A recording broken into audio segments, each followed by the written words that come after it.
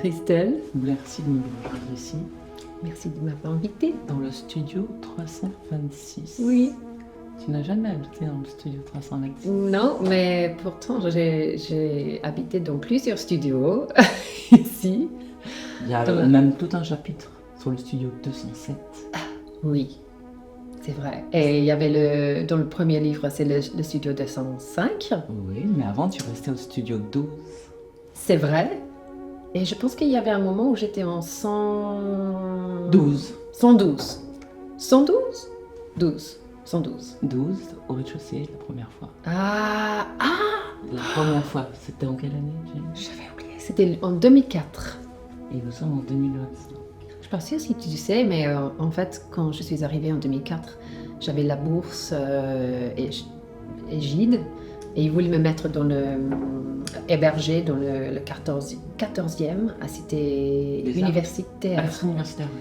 Et un jour, quand je voulais aller visiter l'école, le Coq, dans la rue du Faubourg Saint-Denis, j'ai passé par... j'ai pris le canal et j'ai monté la rue des Récollets et j'ai vu qu'il y avait des acrobates sur l'herbe, là, dans le... Un cloître. en Dans cloître. le cloître. Et j'étais comme ça à regarder les acrobates et je me suis dit, et j'ai vu résidence artistique Les Récollets au centre Les Récollets. Et je me suis posé la question, mais c'est quoi ce lieu? Et donc je suis allée chez Egide et j'ai dit, oh, il y a une résidence artistique près de l'école. Est-ce que ce serait possible que je pouvais peut-être habiter là au lieu de le 14e qui est tout au long de Paris? Et la dame, elle a dit non, absolument pas, c'est pas possible. Il fallait attendre au moins un mois pour y rentrer, c'est très compétitif. Et j'ai dit, bah, peut-être je peux attendre un mois. Ils ont dit, bon, d'accord, vous pouvez attendre. Et donc j'ai attendu un mois à Montmartre, dans un studio. J'attendais. Et un jour, ils m'ont appelé et je suis venue. Je ne savais pas du tout ce que ça donnait à l'intérieur. Je ne savais pas du tout. Et c'est le jour que je t'ai rencontré. Et tu m'as montré le studio 205.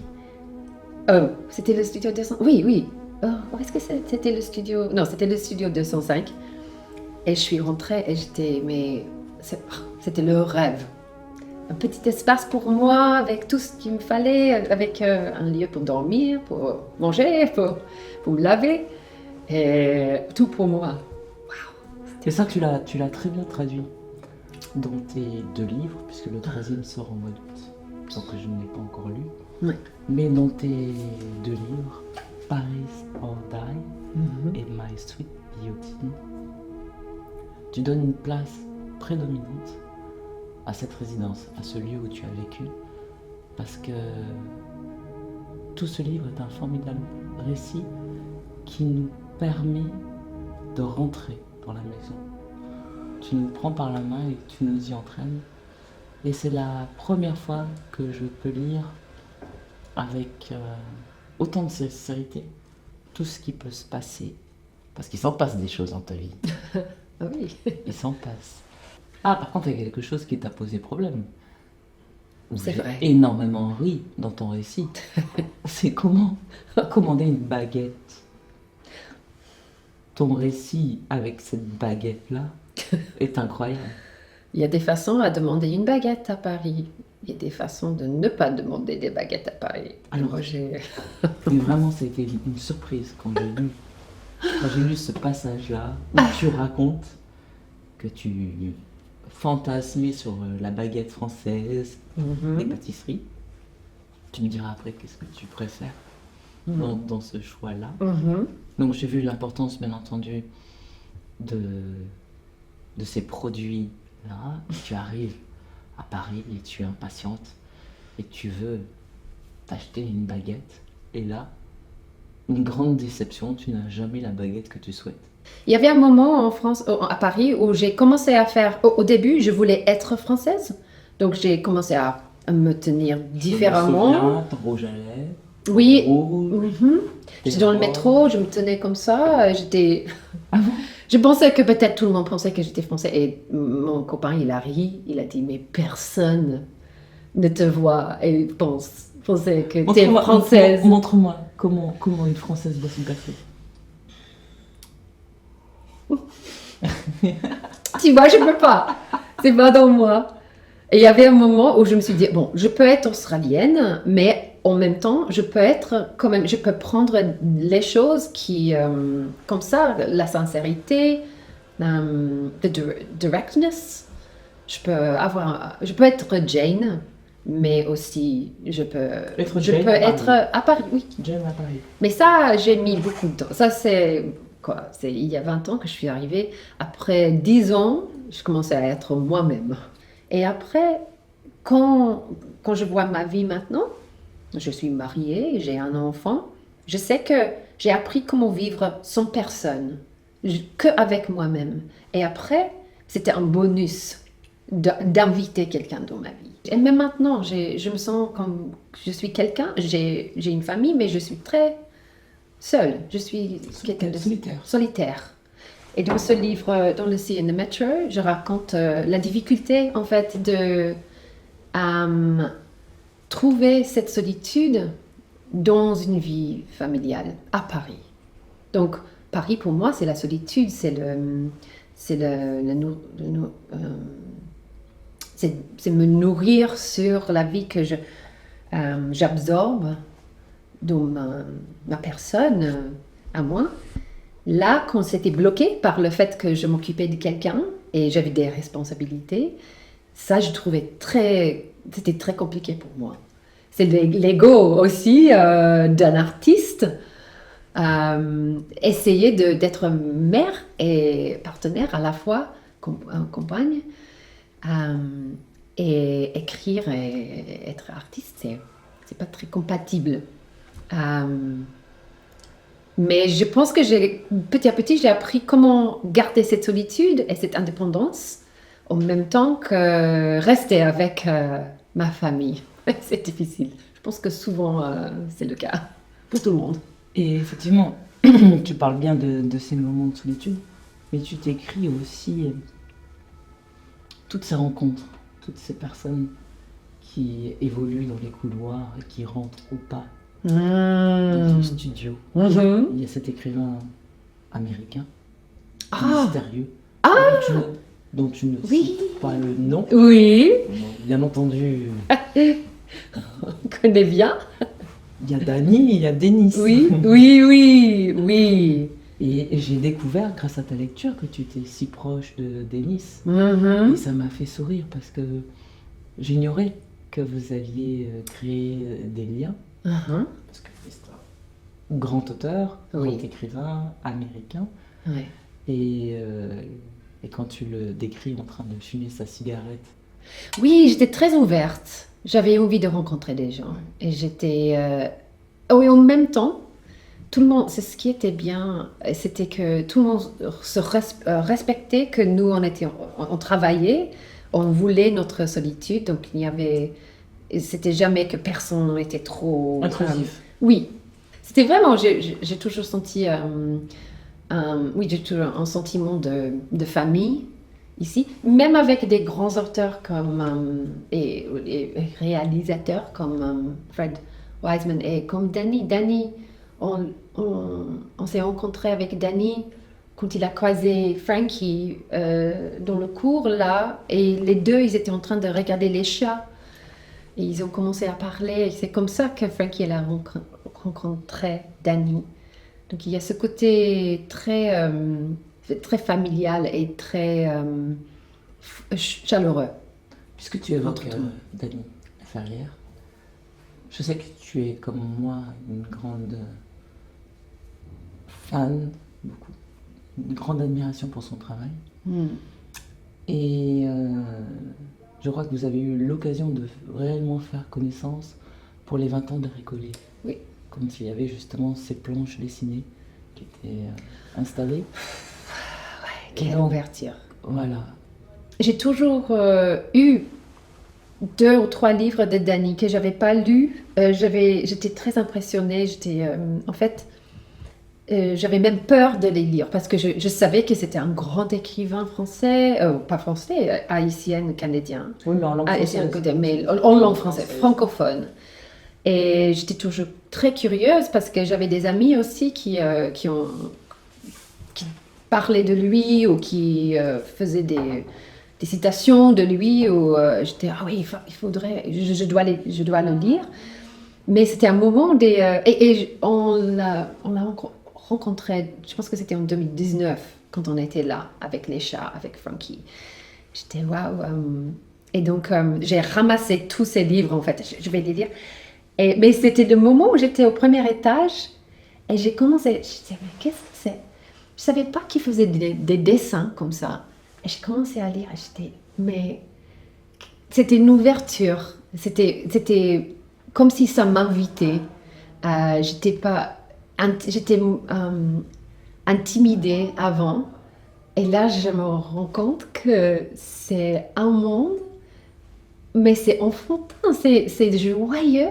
Et surtout, j'étais à un moment en 2019 et aussi en 2023 quand j'étais ici, où je me prenais la tête avec l'écriture. Je voulais que mon travail soit sérieux. Je ne savais pas comment continuer avec Paris or Die. Comment je fais? Est-ce que je vais... Comment continuer à écrire comme ça, ces petites histoires de la vie que je vois? Je ne sais pas, j'étais dans un moment un peu difficile dans l'écriture. Et quand je voyais ce que faisait Danny, ça m'a appris... En fait, j'ai écrit ça dans The Sea in the Metro. Derrière, il m'a appris tout de suite que la joie et l'innocence, même quand tout à l'heure on regardait ces planches, tout à l'heure on était comme ça. Nous, on est enfants quand on regarde des choses comme ça, mais quand on commence à lire ce qu'il écrit, c'est tellement profond et ça m'a choquée. Et ça m'a choquée dans un bon sens de continuer comme je faisais, de continuer de ne pas avoir peur, de rentrer dans ce que je sais, dans ce que j'observe, dans ce qui me frappe, dans cette quête de trouver, de chercher et trouver des choses justes, des petits moments de vérité. Même si on arrive 2 ou 3 fois dans une vie, de continuer à chercher ça, de ne pas se prendre la tête pour être sérieux, joli, intellectuel, tout ça. Non, c'est pas ça. C'est pas ça. Et donc, il est devenu très, très important pour moi. Il m'a mis sur le chemin pour, je pense, que la reste de ma vie. C'est ça que j'ai envie de faire. Donc depuis la première fois où tu es venue ici au Récollet, beaucoup de choses ont changé. Donc la première fois tu es arrivée, tu étais jeune fille, tu débarquais à Paris. Ensuite tu es revenue, tu m'as présenté Matt, l'homme de ta vie. Ensuite, prochain séjour où vous étiez mariée. Ensuite tu étais enceinte. Ensuite tu es venue avec la jolie Frankie. Bébé des Récollets. 14 ans. Et là maintenant c'est Jane, dont le dernier livre, The Sea in the Metro, sort au mois d'août. Qu'est-ce qui t'a poussé à écrire et comment arrives-tu à te mettre autant à nu dans tes livres? Parce que c'est quelque chose qui m'a vraiment, moi, personnellement, marqué, où je me dis, mais comment elle fait pour nous faire rentrer dans son intimité? Pour toi, c'est comme si tu étais sur scène, ça n'a pas d'importance. C'est exactement ça. Je pense que c'est une question intéressante. Je sais, pour moi, c'est complètement normal. C'est complètement... Je suis tout à fait à l'aise. Je suis moins à l'aise avec l'implication des autres dans mes textes, mais on va peut-être en parler. Mais pour moi, je me demande, en fait, après avoir discuté de cette idée de magie après la mort de ma mère et de rentrer dans une vie un peu de rêve, j'ai l'impression que je vis un peu dans le rêve. Pour moi, c'est pas important. Moi, j'ai pas comme je disais tout à l'heure, j'ai pas de pudeur. T'as pas de tabou, en fait. J'ai pas T'as pas de tabou. D'abord, non, j'ai envie, en fait, je pense que c'est mon projet. J'ai envie de raconter de ce que moi je sais de la vie d'une femme, de tout, de la vraie vie d'une femme, de la vraie vie d'être une femme qui est avec son enfant comme ça à Paris dans une toilette pourrie avec un tampon, j'ai pas de tout. Parce que c'est ça qui m'intéresse. Moi, j'ai pas envie de lire une histoire d'une femme qui est tout sanitaire, qui est tout. Les vraies choses qui. C'est ça que je peux faire et j'aime faire. Et je me sens pas que c'est moi dans ces livres. C'est une moi. Mais c'est pas vraiment moi, c'est moi je joue. Mais c'est vrai que je me mets tout complètement à poil. Donc, The Sea and the Metro Yes. sort dans 2 semaines. Ouais. Ouais. Alors, inutile de te dire que je te souhaite bonne chance. Que j'étais vraiment ravie de passer ce moment avec toi. Et que nous sommes en juillet 2025. Et que je t'attends pour ton prochain séjour. Pour une belle rencontre. Peut-être cette fois-ci avec plus de monde autour de nous. Pour célébrer ce 3e livre. C'est le rêve. Et j'étais vraiment très contente de pouvoir discuter avec toi librement. Et je sais que tu pars tout à l'heure. Le temps passe trop vite.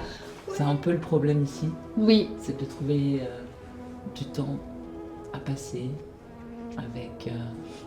avec tous ces talents réunis. Mais vraiment, j'ai vraiment beaucoup apprécié la lecture de ces 2 premiers livres. D'abord, merci parce que tu m'as encouragé à approfondir mon anglais. Je dois te dire que c'est les 2 premiers livres que je lis en anglais avec beaucoup de plaisir. Ça n'a pas été un exercice difficile pour moi justement de rentrer dans le récit. Et que j'espère vraiment qu'on aura l'occasion de se revoir et de continuer à parler littérature et d'imaginer d'autres projets, d'autres rencontres ensemble. Je te souhaite vraiment un bon retour, une bonne chance. Merci. Et j'ai hâte de te revoir ici. Moi aussi. Et merci. Est-ce que pour finir, tu veux bien me lire à voix haute une planche? Oui. Qu'est-ce que je vais lire? Tu as oublié ta chaussure l'autre jour et elle a illuminé la pièce durant tout un mois. Ça m'a tenu au chaud comme un haïku de Issa. À être rien qu'on vit à l'ombre des cerisiers, cela est miracle. Ha! Être rien qu'on vit à l'ombre des cerisiers, cela est miracle. Je dirais à l'ombre de ta chaussure rouge, faire la sieste. Oh, et ça me touche. Il a la puissance d'un escargot dans l'effort de grimper. Il a la puissance d'un escargot dans l'effort de grimper jusqu'au sommet du Fuji. Quel soleil ce matin! Je me sens si vivante. J'aimerais savoir combien on est sur cette planète à se sentir ainsi. Il n'y a pas beaucoup de statistiques sur le bonheur d'être. Au fond, je me fous des statistiques. J'aimerais savoir simplement si mon bien-être a quelque impact sur l'humeur de la ville. Si cette femme qui passe sur le trottoir sourit parce que je suis si joyeuse. C'est parfait. Merci Jane. Merci. Merci beaucoup. Oh, you're the best.